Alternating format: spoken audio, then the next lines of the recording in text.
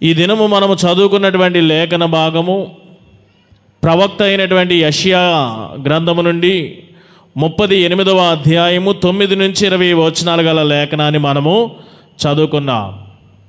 ఈ లేఖన భాగం ఆధారముగా హిజ్కియా గురించి ఒక 5 ప్రాముఖ్యమైన విషయాలు నేను మీకు తెలియపరచాలని ఆశపడుచున్నాను. హిజ్కియా గురించి ఒక 5 ప్రాముఖ్యమైన విషయాలు. హిజ్కియా గురించి చాలామంది ప్రార్థన చేస్తూ ఉంటారు మీ ప్రార్థనలో కదా. మీకు తెలిసినటువంటి ఒక గొప్ప విషయం ఏమిటది? ఆ హిజ్కియాకి మరణకరమైనటువంటి రోగం వచ్చింది. వెనువెంటనే అతడు దేవునికి ప్రార్థన చేయగా దేవుడు అతని ప్రార్థనను విని తన ఆయుష్ని ఒక 15 సంవత్సరములు మరలా దీర్ఘాయుష్లోనికి నడిపించాడు. అంతటితో మనం వదిలేస్తాం కదా. ఇప్పుడు ఆ తర్వాత సందర్భం నేను చదివిన తర్వాత ఒక 5 విషయాలు మన జీవితాల్లో కూడా అలవర్చుకుంటే బాగుంటుంది అని నాకు అనిపించింది. రాజునకు వ్యతిరేకముగా ఏదైనా చెప్పాలి అంటే అది సాధ్యపడినటువంటి విషయం. రాజునకు వ్యతిరేకముగా రాజు దగ్గరికి వెళ్ళి ఎవరు మాట్లాడతారు? ఫరో దగ్గరికి వెళ్ళి మాట్లాడమని చెప్పినప్పుడు మోషే లాంటి వాడే భయపడ్డాడు. అలాంటప్పుడు నేను నీకు తోడుగా ఉంటానని మోషేకి ధైర్యమునిచ్చి సహాయముగా తన అన్ననిచ్చి ఫరో ఎదుటికి రాజు ఎదుటికి నడిపించాడు యెహోవా దేవుడు. సౌలుకు వ్యతిరేకముగా కూడా చెప్పమన్నప్పుడు సమూయేలు కూడా భయపడ్డాడు కదా. సౌలుకి తన సింహాసనము తీసివేస్తానని దావీదును అభిషేకిస్తున్నటువంటి ఆ సందర్భంలో సమూయేలు గారు కూడా దేవుని యొక్క వాక్కును రాజునకు వినిపించడానికి భయపడ్డాడు. అలాగనే దావీదు పాపము చేస్తున్నప్పుడు బెత్షెబాతో నాతాను ప్రవక్త కూడా దేవుని యొక్క సేవకుడు వెళ్ళి చెప్పమన్నప్పుడు చూడండి, దేవుని మాటలు ఒక రాజు దగ్గరికి వెళ్ళి చెప్పడం అంటే అది చాలా గొప్ప విషయం. వ్యతిరేకంగా చెప్పడం, దేవుని మాట చెప్పడం పెద్ద ఇది కాదు, కానీ రాజునకు వ్యతిరేకంగా చెప్పడం అనేది మనం చూస్తున్నాం. ఒక మోషే కానీ ఒక సమూయేలు గారు కానీ సౌలు దగ్గర, దావీదు దగ్గర నాతాను కానీ, అదే క్రమంలో ఈ దినాన మనం చూస్తున్నాము హిజ్కియా దగ్గర యెషయా. మరి నేటి దినములలో ఇలాంటి సేవకులు కొదువైపోయినారు. అధికారుల దగ్గరికి వెళ్ళి వారికి దేవుని యొక్క స్వరమును ఉన్నట్లుగా వినిపించి వారి యొక్క చెడ్డ లేదా తప్పుడు విధానమును ఖండించే సేవకులు కొదువై ఉన్నారు నేటి సమాజంలో, సంఘాలలో. తిరిగి వారు చేసినటువంటి తప్పులకు, వారు చేసిన పాపములకు ఖండించకపోగా వారిని సమర్థించే విధముగా నేటి సేవకులైనటువంటి వారు ఉంటున్నారు. కానీ ఇప్పుడు చూడండి, మోషే కానీ సమూయేలు కానీ నాతాను కానీ, ఇక్కడ చూస్తే యెషయా గారు కానీ రాజుల దగ్గరికి వెళ్ళి వారు చేసినటువంటి తప్పులను వారి ముందే వెల్లడిపరిచారు, వారిని ఖండించారు. ఇలాంటి సమయంలో హిజ్కియాకి వ్యతిరేకముగా యెషయా సుమారుగా క్రీస్తుకు పూర్వము 701వ సంవత్సరం నుండి 703వ సంవత్సరం మధ్యలో జరిగినటువంటి ఈ యొక్క సంఘటన, క్రీస్తుకు పూర్వం ఈ యొక్క హిజ్కియా గారు మరణకరమైనటువంటి రోగము చేత బాధింపబడుచున్నారు. ఆ రోగము ఎట్లాంటిదో, ఎటువంటి రోగమో ఇక్కడ చెప్పబడలేదు. సాధారణంగా రోగగ్రస్తుడై ఉన్నాడంటే ఎందుకు వచ్చిందో కూడా చెప్పాలి కదా.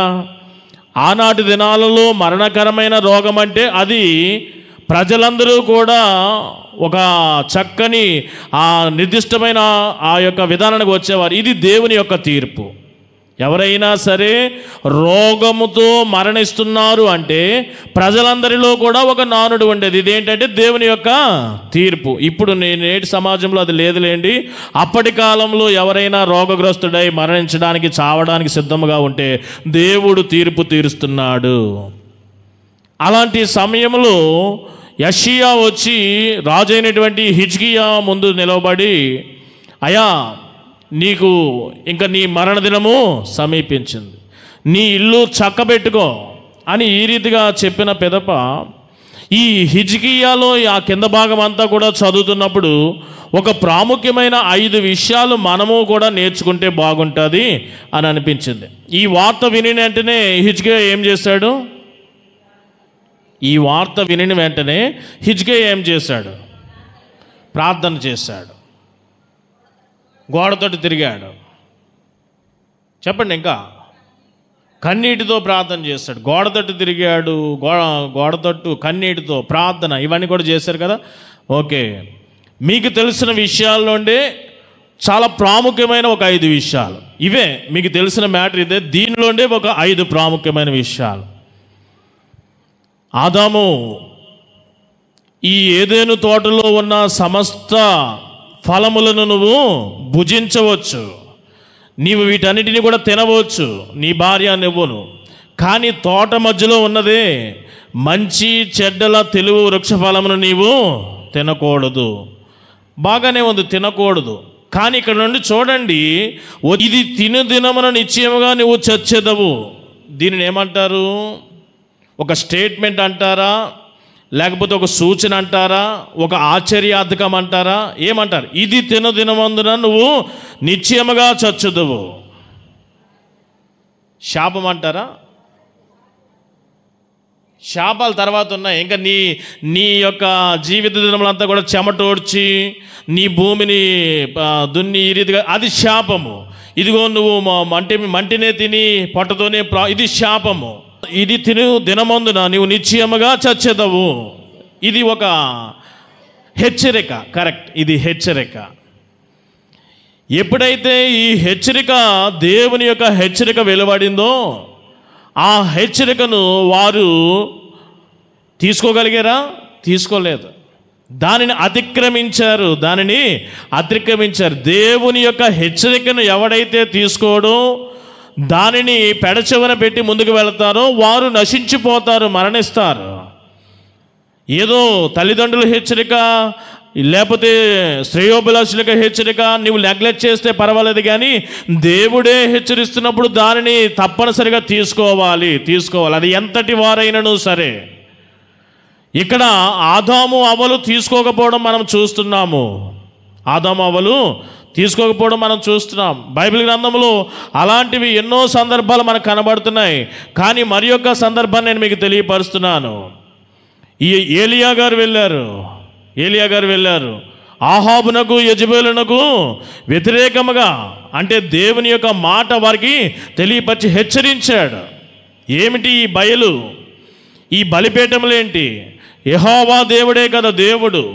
ప్రజలందరినీ హెచ్చరించాడు, రాజుని హెచ్చరించాడు. మీరు ఈ రీతిగా ఉంటున్నారు కాబట్టి ఒక వర్షమైనను ఇదే మంచైనను కురవదు అని ఇలాంటి హెచ్చరికలు ఎన్నో జారీ చేశాడు. కానీ దేవుని హెచ్చరికను ఆహాబు కానీ యెజెబెలు కానీ లక్ష్య పెట్టారా? లక్ష్య పెట్టలేదు. దాని పర్యవసానము వారు మరణము అనేది మనము చూస్తున్నాం. మొదటిగా బైబిల్ గ్రంథం మొదటి పేజీలో ఆదాము అవ్వలు నేను చెప్పాను. బైబిల్ గ్రంథంలో మధ్యకు వస్తున్నప్పుడు ఇశ్రాయేలీయుల యొక్క చరిత్రలో నుండి ఒక భార్యాభర్తలు నేను మీకు తెలియపరిచాను. దేవుని హెచ్చరిక వెలువడినప్పుడు మనము స్వీకరించు వారిగా ఉండాలి. ఒకవేళ శిరసావహించకపోతే అది మన నాశనమే, అది మన మరణమే. సింపుల్గా చూడండి, ఇప్పుడు దేవుని హెచ్చరికను స్వీకరించని వారి గురించి చెప్పాను, ఒక 2 జంటల గురించి. ఆ హెచ్చరికను వెనువెంటనే స్వీకరించిన వారిలో మనము దావీదును చూడవచ్చా? దావీదు, నీవు చేసింది పాపమయ్యా అని నాతాను చెప్పినప్పుడు రాజే, ఆహాబులాగా రాజే, ఆహాబు కంటే ఒక మంచి గుర్తింపు కలిగినటువంటి రాజు దావీదు. అలాంటి దావీదే దేవుని యొక్క వాక్కు సేవకుడు తీసుకొని వచ్చి చెప్తే వెంటనే దేవుని యొక్క హెచ్చరికను వెంటనే తీసుకోగలిగాడు. మరి నువ్వు తీసుకోలేవు ఇది నాన్న? దేవుని యొక్క సేవకుడు, దేవుని యొక్క దైవజనుడు వాక్యము ద్వారా నీకు హెచ్చరిక వినబడుతున్నప్పుడు ఎన్నిసార్లు తీసుకోగలిగావు నువ్వు? ఎన్నిసార్లు దాన్ని నెగ్లెక్ట్ చేయగలిగావు? ఒకవేళ నెగ్లెక్ట్ చేసావనుకో, ఈ దినము కాదు, గతించినటువంటి ఏయో టెలివిజన్లోనో ఏదైనా మీటింగ్స్కి వెళ్ళినప్పుడు లేదా మన సంఘంలోనో దేవుని యొక్క సేవకుడు వాక్యం చెప్తున్నాడు, ఆ వాక్యము నీకే హెచ్చరిస్తున్నప్పుడు, ఆ హెచ్చరిక నాకే అని నీ మనస్సాక్షి చెప్తున్నప్పుడు వెంటనే నువ్వు ఎంతవరకు స్పందించగలిగావు, మంచిగా తీసుకోగలిగావు, లేకపోతే దాన్ని తృణీకరించావు, చిన్న విషయంగా లైట్ అని చెప్పి పక్కన పెట్టావు. పక్కన పెడితే అవ్వ ఆదాములు దేవుని ఆశీర్వాదము నుండి, దేవుని పరిధి నుండి బయటికి నెట్టివేయబడినట్లుగా, యెజెబెలు ఆహాబు మరి దౌర్భాగ్యమైన మరణానికి గురి అయినట్లుగా మీరు కూడా అలాంటి దుస్థితికి వెళ్ళిపోతారేమో. దేవుని హెచ్చరికను మీరు, గద్దింపును మీరు తప్పనిసరిగా తీసుకోవాల్సింది. దావీదు తీసుకున్నాడు, ఇక్కడ హిజ్కియా కూడా తీసుకున్నాడు. ఇదంతా కూడా ఎందుకు చెప్పానంటే, హిజ్కియా నుండి మనం నేర్చుకోవాల్సింది, రాజైనను సరే ఇక్కడ యెషయా వచ్చి, అయ్యా నువ్వు మరణకరమైన రోగము కలిగి ఉన్నావు, చనిపోతావు. ఆ టైంలో యెషయా ఒక్కసారి దేవునికి మొరపెట్టయ్యా నా పక్షాన, అసలు ఈ వ్యాధి ఏమిటి, ఈ వ్యాధి ఎందుకు వచ్చింది ఒక్కసారి అడిగయ్యా. ఇలాంటి మాటలు ఏం లేవు. యెషయా నువ్వు చనిపోతావు, నువ్వు మరణిస్తావు, ఇంకంతే. అక్కడ వెంటనే దానిని తీసుకున్నాడే కానీ తిరిగి ప్రశ్నించలేదు. ఆ వార్త తెచ్చిన వాని యందు వేరే మనసు విరోధ భావం ఏమీ కూడా పెట్టుకోలేదు హిజ్కియా. దేవుని హెచ్చరికను లక్ష్య పెట్టుడి. మొదటి విషయం, దేవుని హెచ్చరికను తృణీకరిస్తే నీకు నాశనమే, మరణమే. కాబట్టి మొదటి విషయము నేను చెప్పదలుచుకున్నాను. చదవండి ఒకసారి మొదటి వచనం నుండి 38వ అధ్యాయము మొదటి నుంచి చదువుకుందాం.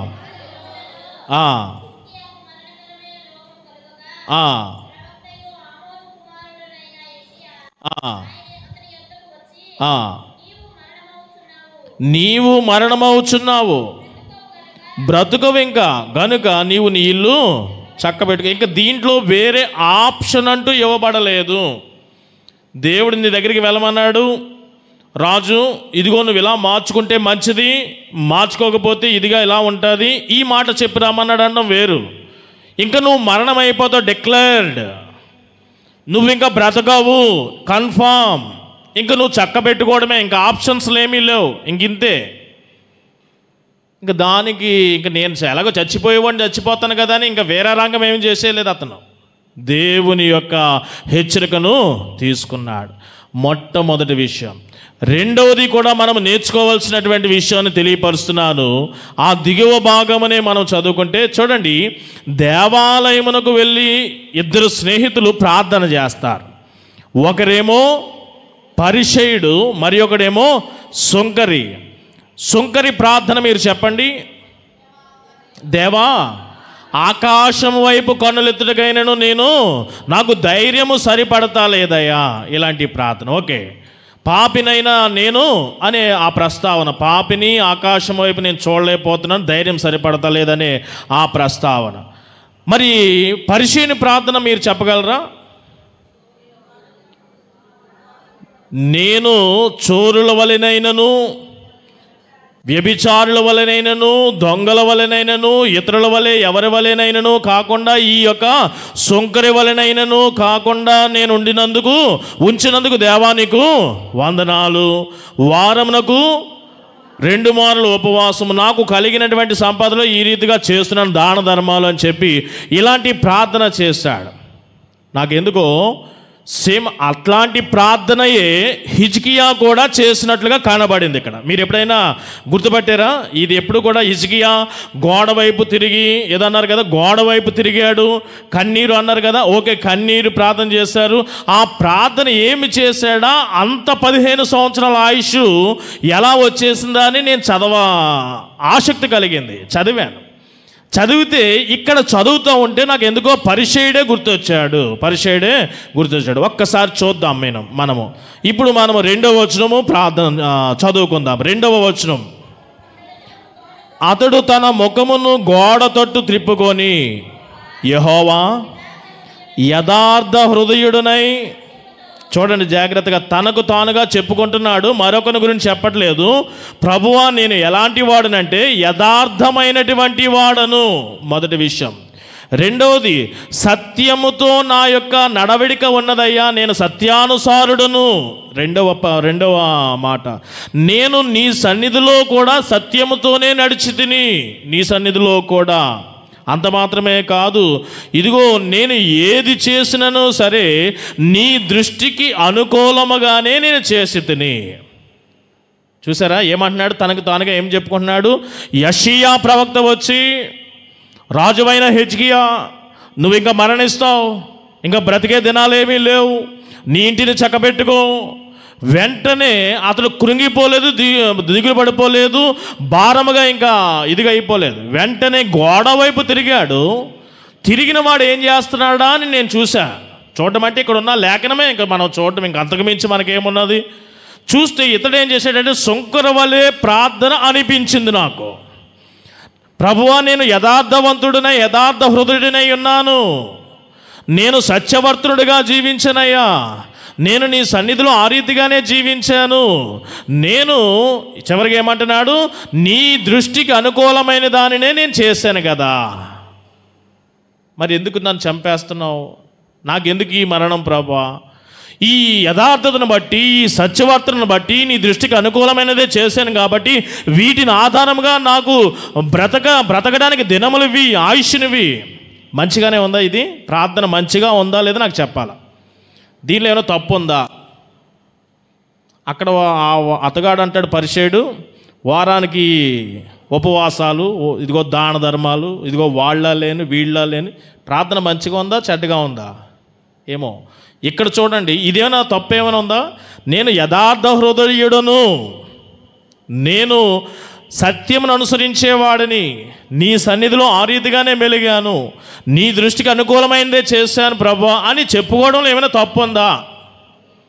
ఈ ప్రార్థన బట్టే 15 సంవత్సరాల ఆయుష్ వచ్చేసిందా అంటే కాదు కాదు కాదు కాదు.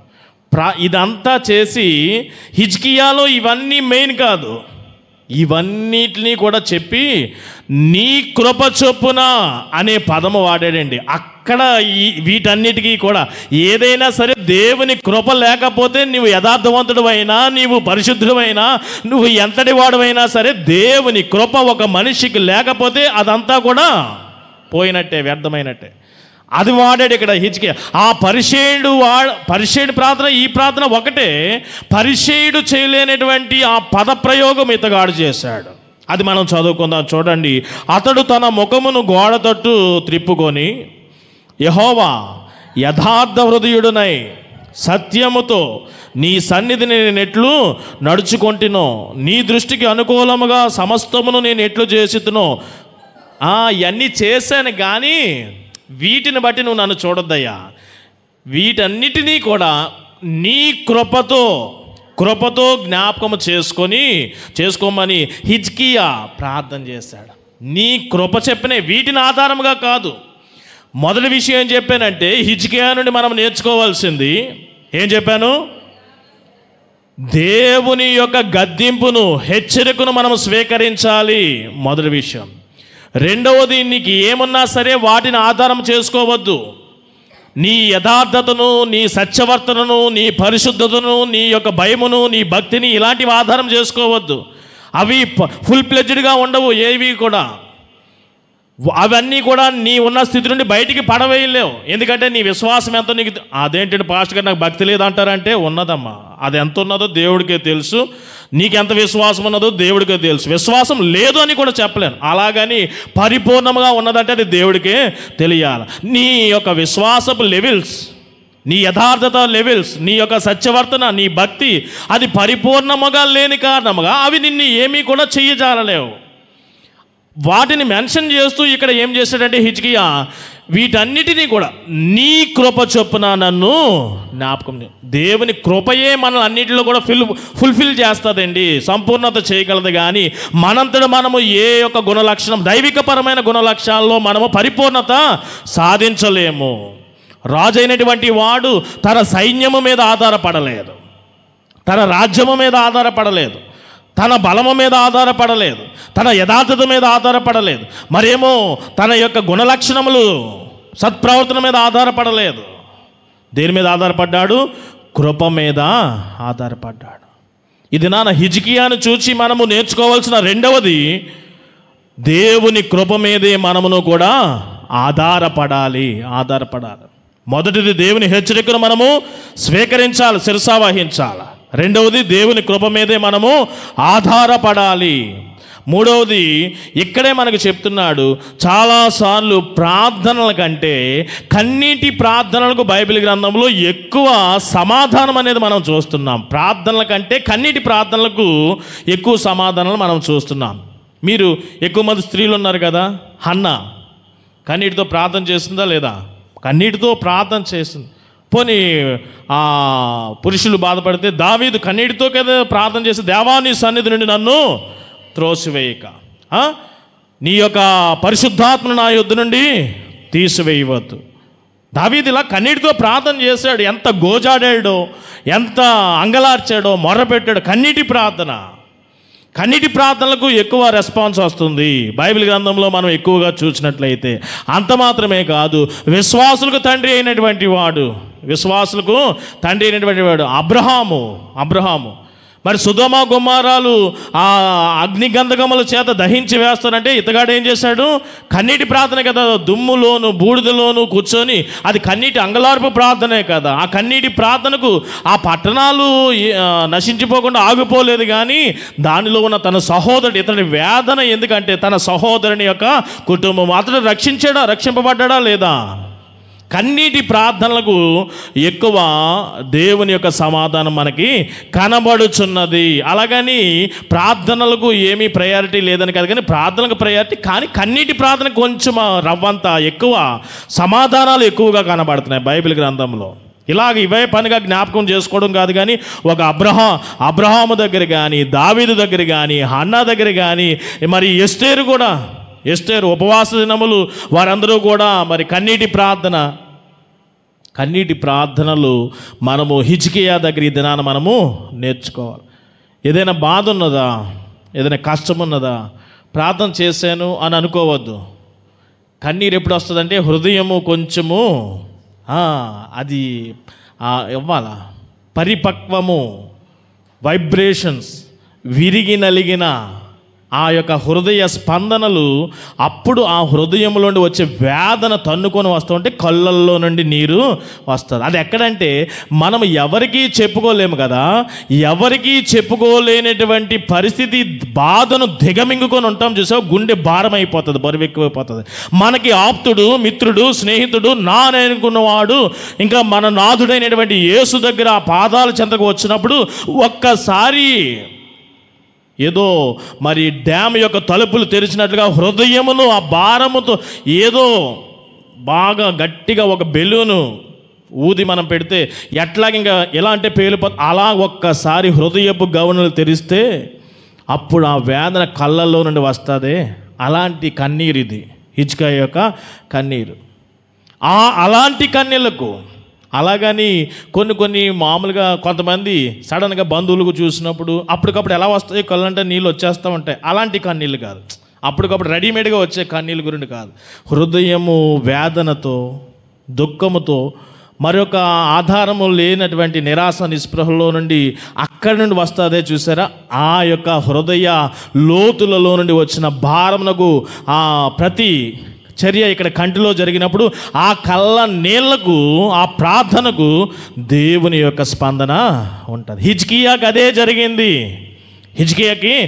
జరిగింది. కన్నీటి ప్రార్థన. మీరు మొదటిది దేవుని యొక్క హెచ్చరికను తీసుకోండి, రెండవది దేవుని కృపను మీరు ఆధారం చేసుకోండి, మూడవది కన్నీటి ప్రార్థనలు చేయండి. దేవుడు మీకు చక్కని ఆ సమాధానం దయచేస్తూ ఉంటాడు. నినివే పట్టణ వారు కూడా ఇదే చేశారు. ఆ విషయం మీకు తెలుసును కదా.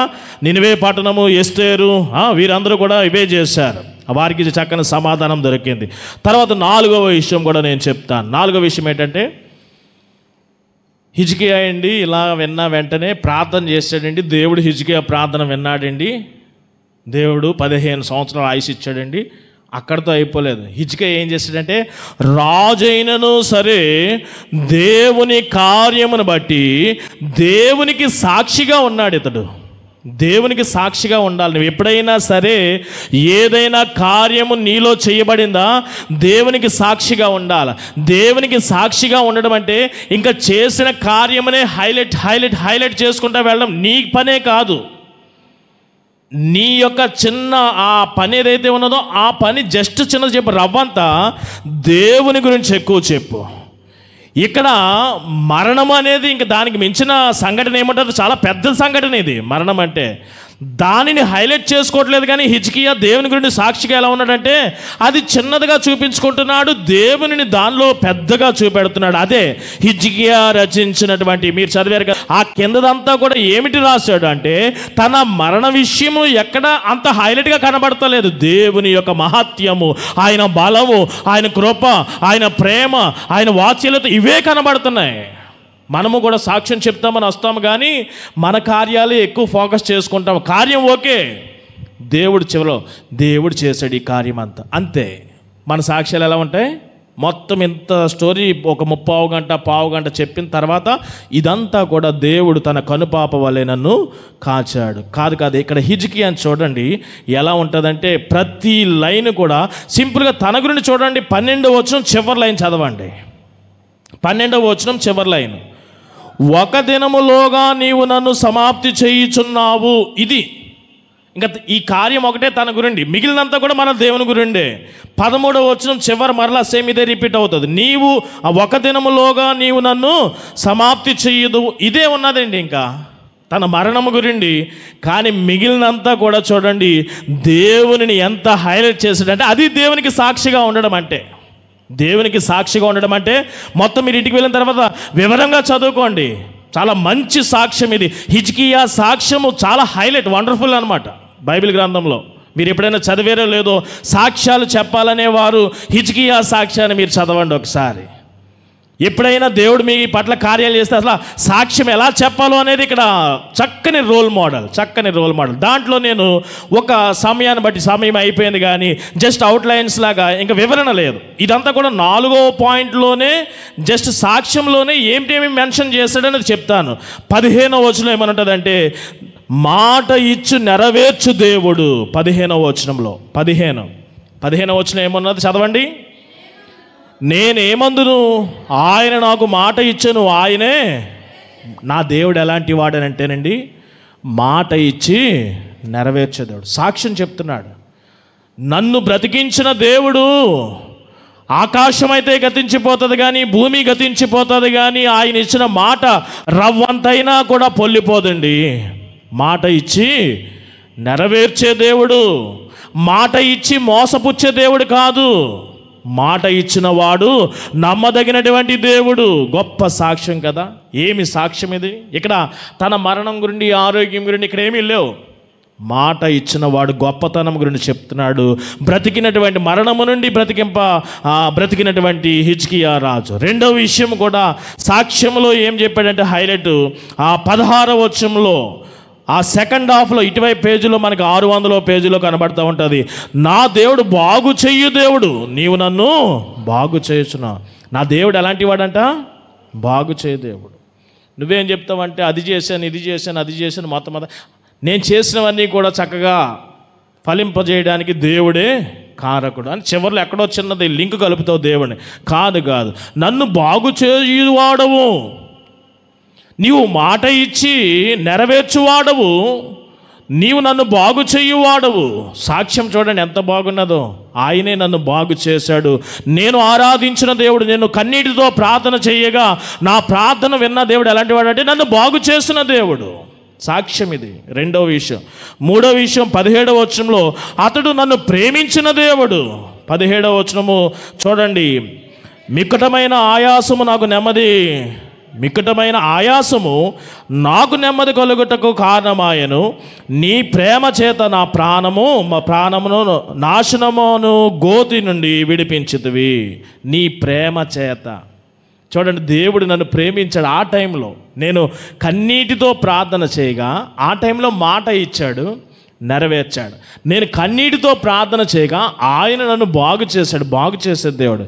నేను కన్నీటితో ప్రార్థన చేయగా ఆయన నన్ను ఎందుకు బాగు చేశాడంటే ఆయన నన్ను ప్రేమించాడు, నాశనకరమైన గోతు నుండి నన్ను తప్పించాడు. ప్రేమించే దేవుడు సాక్ష్యం ఇస్తున్నాడు. నన్ను బాగు చేసిన దేవుడు ప్రేమించేవాడండి, నన్ను ప్రేమించాడు ఆయన అని సాక్ష్యం. ఇది మూడవది. నాలుగో విషయం కూడా చెప్తుంటే అదే 17వ వచనంలో, నా పాపములన్నీ కూడా తీసి తన వీపు మీద వేసుకున్న దేవుడు, తన కుమారుని మీద వేసిన దేవుడు. నేను ఇప్పుడు నేను ఎవరికైతే మొక్కానో ప్రార్థన చేశానో ఆ దేవుడు నా పాపముల సహితము తీసివేసిన దేవుడండి. విమోచించే దేవుడు, విమోచకుడు, నేను ఆరాధించిన దేవుడు, ప్రార్థన చేస్తాడు. ఇది నాలుగవది. ఫైనల్గా 5వది ఏమంటాడంటే 19వ వచనంలో చివరి లైను, ఆయన రక్షకుడండి, ఆయన రక్షకుడు. దేవుడి గురించి చూసారు ఎన్ని పాయింట్లు చెప్పాడో. 5 విషయాలు చాలా ఉన్నాయి కానీ జస్ట్ ఇంపార్టెంట్గా చెప్పాను. మొదటిది ఏం చెప్పాడు? మరలా మొదటి నుండి వద్దాం. హిజ్కియా నుండి ఏం నేర్చుకుంటున్నాం? మొదటగా హిజ్కియా హెచ్చరికను స్వీకరించాడు. రెండవది దేవుని కృప మీద ఆధారపడ్డాడు. మూడవది కన్నీటి ప్రార్థన చేశాడు. నాలుగవది హిజ్కియా యొక్క సాక్ష్యం, దేవునికి సాక్షిగా ఉన్నాడు. ఈ సాక్షిగా ఏ విషయాల్లో మనం చూడగలము? ఏం సాక్ష్యం? ఆయన సాక్ష్యం అంటే దేవుని గురించి అమూల్యమైన విస్తారమైన సాక్ష్యం చెప్పాడు. ఒక 5 విషయాలుగా వివరించలేదు, నేను మరలా దయతో గమనించండి, వివరించలేదు. మొదటిది ఏం చెప్పాడంటే ఆయన మాట ఇచ్చి తప్పే దేవుడు కాదు, నెరవేర్చే దేవుడు, మొదటి విషయం. రెండో విషయం కూడా చెప్పాడు, ఆయన బాగు చేసే దేవుడు, రెండో విషయం.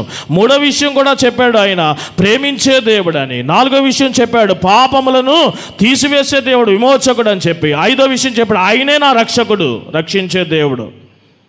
దేవుని గురించి సాక్ష్యం అంటే ఇది, ఇలా చెప్పాడు.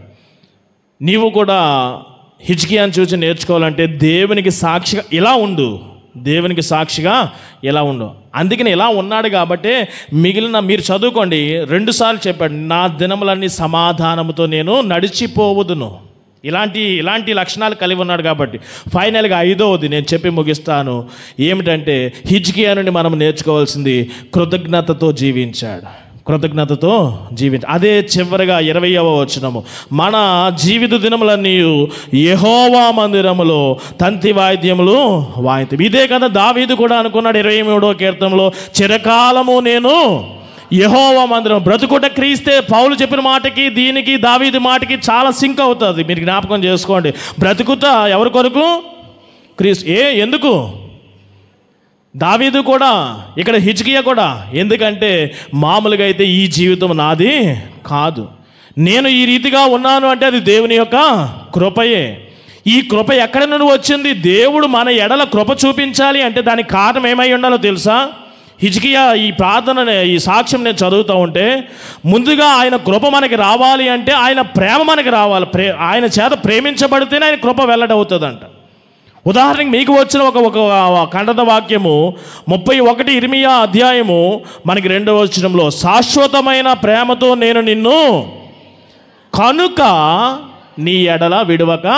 కనుక ఏంటి? కనుక నేను నిన్ను ప్రేమిస్తున్నాను కనుక విడవక నీ ఎడల కృప చూపుతాను. మన ఎడల దేవుని కృప ఉండాలి అంటే మనం ముందుగా దేవుని చేత ప్రేమించబడాలి.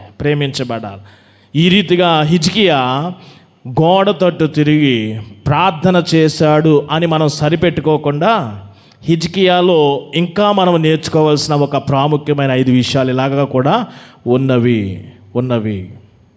దేవుని యొక్క హెచ్చరిక గద్దింపును స్వీకరించాడు. దేవుని కృపనే ఆధారంగా చేసుకున్నాడు. కానీ ఆ క్లిష్ట పరిస్థితుల్లో నేను యథార్థవంతుడను, నేను సత్యవంతుడను, నీకు అంగీకారమైనది ఇలాంటి వాదనలు ఆయన ముందేమీ పెట్టలేదు. నీ కృప చొప్పునే నన్ను జ్ఞాపకం చేసుకో. కన్నీటితో ప్రార్థన చేశాడు. అది హృదయ అలజడుల నుండి వచ్చిన కన్నీరు. ఆ 4వ విషయం కూడా నేను మీకు తెలియపరిచాను, దేవునికి సాక్షిగా ఉన్నాడు. కార్యం అయిపోయిన వెంటనే మనము స్వార్థపరులాగా దేవుణ్ణి వాడుకొని యూజ్ అండ్ త్రోలాగా వెళ్ళిపోవడం కాదు. కార్యం అయిపోయిన తర్వాత, కార్యం జరిగిన తర్వాత ఆ దేవుడు ఎట్లాంటి వాడో మనము సాక్షులుగా ఉండాలి. హిజ్కియా రాజే సాక్షిగా ఉన్నాడు. ఫైనల్గా సాక్షిగా ఉండి సాక్ష్యం చెప్పి ఊరుకోలేదు. జీవితం అంతా కూడా ఎలా ఉండాలంటున్నాడు, అందరికీ చెప్తున్నాడు. తాను కృతజ్ఞత కలిగి ఉండడమే కాదు, మనమందరము కూడా అంటున్నాడు, అందరినీ కలిపేస్తున్నాడు. కృతజ్ఞతతోనే మనము జీవించాలి. బ్రతుకుట క్రీస్తే అన్నట్లుగా, నీ మందిరములోనే నివాసము చేస్తానన్నట్లుగా, ఇంక నీ మందిరంలో వాయిద్యములు వాయిస్తూ మేము బ్రతుకుతామన్నట్లుగా, అది కృతజ్ఞత. ఈ రీతిగా ఈ 5 విషయాలు హిజ్కియా నుండి నేర్చుకొని మనము కూడా అలా జీవించినట్లయితే ఆ మధ్యలో రాయబడి ఉన్నవి 2-3 సార్లు, నా జీవితము సమాధానముతో నేను నడిచిపోవదును. అలాగన 15 సంవత్సరాలు కూడా అష్షూరు రాజుకు కానీ బబులోను రాజుకు కానీ చెక్కకుండా ఈయన రాజ్యమును ఈయన ఆరోగ్యాన్ని కాపాడుతూ దేవుడు ఇచ్చిన 15 సంవత్సరాలు సమాధానంతో జీవించే విధముగా చేశాడు దేవుడు. నీవు కూడా ఈ 5 విషయాలు కలిగి ఉండు. హిజ్కియా వలె మిగిలిన దినముల కాలమంతా కూడా సమాధానంతో నువ్వు కూడా జీవించగలుగుతావు. అట్టి కృప పరిశుద్ధాత్మ దేవుడు నీకు దయచేయును గాక. ఆమేన్.